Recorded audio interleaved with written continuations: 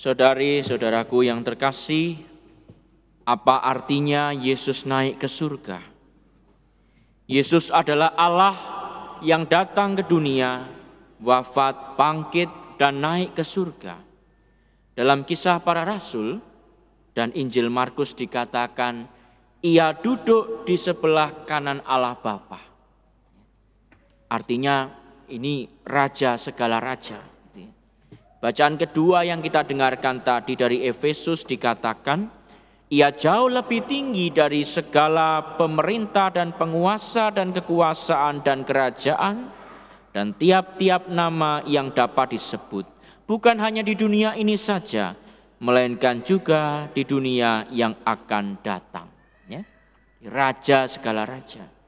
Disambung Injil Matius dan Markus meneguhkannya bahwa kepadanya lah diberikan segala kuasa di surga maupun di bumi. Raja yang menempuh kekuasaannya lewat jalan kasih, penderitaan, dan kerendahan hati. Maka pertanyaan bagi kita, apakah kita sungguh-sungguh sebagai ini warganya Allah yang adalah Raja kita ini, sungguh-sungguh memahami, menyadari, dan menghidupi jalan Sang Raja abadi itu. Kalau kita flashback ke belakang, para murid itu nampaknya belum sungguh-sungguh memahami apa maknanya Yesus sebagai Raja. Kita tentu ingat bagaimana Yakobus dan Yohanes serta ibunya minta kepada Yesus agar kelak mereka duduk di samping kiri dan kanan Yesus. Dan Yesus mengatakan, kamu tidak tahu apa yang kamu minta. Dapatkah kamu meminum cawan yang harus kuminum? Jadi para murid sama Yesus ini masih tidak nyambung. Yesus menegaskan, kalau kamu mau jadi yang terbesar, mau di kanan kiri Raja ini, jadilah pelayan. Ini seperti kisah ada seorang guru agama mengajar anak-anak SD tentang akhir zaman. Anak-anak, nanti kelak pada akhir zaman Tuhan datang kedua kalinya. Terjadi badai, petir menyambar-nyambar, gempa bumi dan gelap gulita di mana-mana. Di pojok ada anak angkat tangan. Ya mau tanya apa? Tanya Pak, waktu itu sekolah libur nggak ya Pak? Nggak nyambung. Ini yang terjadi antara para murid dan Yesus. Untuk itulah setelah Yesus bangkit, ada waktu 40 hari. Yesus menampakkan diri kepada murid-muridnya sebelum dia naik ke surga. 40 hari lalu Paskah. Itulah waktu pemurnian yang Yesus sampaikan ke murid-muridnya. Di sana ada perjumpaan. Yesus menjumpai para murid. Di tempat mereka berkumpul, di tempat terkunci, Yesus hadir di tengah-tengah mereka. Ada pengajaran, ada wejangan. Misalnya ketika berjalan dengan para murid Emmaus itu, Yesus mengajarkan isi kitab suci. Ada kasih dan pengampunan. Kita ingat Yesus memanggil Petrus dan para murid lain makan bersama. Dan dikatakan, Petrus, apakah kamu mencintai aku? Diampuni dan diutus, gembalakanlah domba-dombaku. Ini masa pemurnian, masa-masa para murid belajar lagi dan mengalami perubahan atau pertobatan. Untuk apa semuanya itu? Nah, ini penting. Untuk siap diutus. Yesus berkata sebelum naik ke surga, tetapi kamu akan menerima kuasa kalau Roh Kudus turun ke atas kamu, dan kamu akan menjadi saksiku di Yerusalem dan di seluruh Yudea dan Samaria dan sampai ke ujung bumi. Saudari-saudaraku terkasih, sadar atau tidak, hidup kita ini sebetulnya ditempa oleh Allah. Dididik oleh Allah agar kita siap menjadi utusan yang tangguh.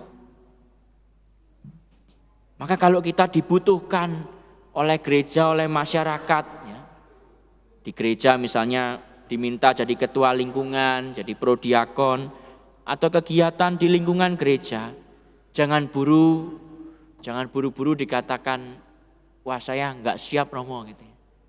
Ya sebenarnya menolak ya, tapi dengan halus ya. Jangan buru-buru berkata begitu ya. Kita sudah disiapkan Allah sejak awal. Barangkali segala tantangan dan kesulitan yang kita alami dan yang kita hadapi hingga saat ini adalah cara Allah mendidik kita. Kita diundang Allah menjadi utusan, menjadi saksi pembawa harapan. Nah, kalau saya tanya orang umat gitu ya, mau jadi ketua lingkungan, ya Romo mau gitu ya, dengan tulus hati gitu, wah senang sekali rasanya. Ada orang-orang muda, ayo join OMK. Ya, nah itu jawaban ya itu memberikan harapan. Ya. Ada cerita seorang opa berumur 85 tahun, sudah duda. Ya. Suatu kali berjumpa dengan oma yang juga janda umurnya 82 tahun. Karena mereka tetanggaan sering ngobrol, opa ini jatuh cinta sama si oma. Ya. Dan tidak kuasa menahan diri untuk mengatakan, kamu mau nggak menikah sama aku? Katanya. Nah, si oma menjawab, ya mau.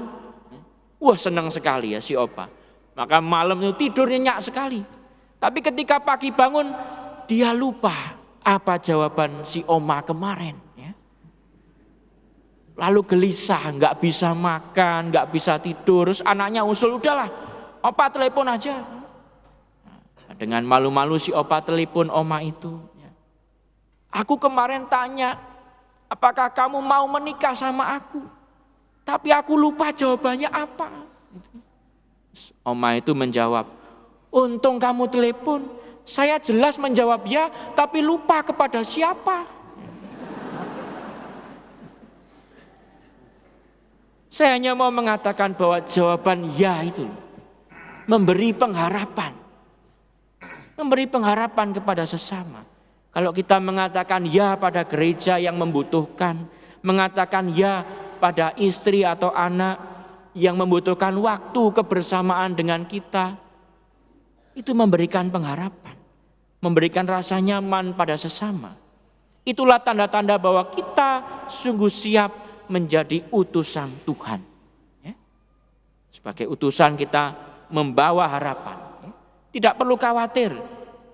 Tuhan naik ke surga bukan meninggalkan kita, tapi justru kepergian Tuhan meneguhkan kita bahwa Dia itu ada dimanapun. Dia ada kapanpun bersama kita dalam Roh Kudus. Maka kalau Roh Kudus membimbing kita, jawablah ya pada bimbingan Roh Kudus itu. Kalau kita melakukan kesalahan, kita merasa bersalah ya, ada rasa gelisah dalam hati, melakukan dosa begitu ya. Itu Roh Kudus menegur kita. Maka ada rasa bersalah. Katakan ya saya salah. Saya akan perbaiki. Ya itu bimbingan Roh Kudus. Kalau Roh Kudus mengarahkan kita untuk ayo ini harus dibantu, ini harus dilayani. Ada dalam hatimu ada gerakan. Nah, itu Roh Kudus membimbing. Kalau kamu mengatakan ya, itu kamu mengatakan ya pada bimbingan Roh Kudus, kepada panggilan Yesus. Semoga kita senantiasa berani mengikuti bimbingan Roh Kudus dalam hati kita, menjawab ya pada panggilan Allah dan bimbingan Roh Kudus. Amin.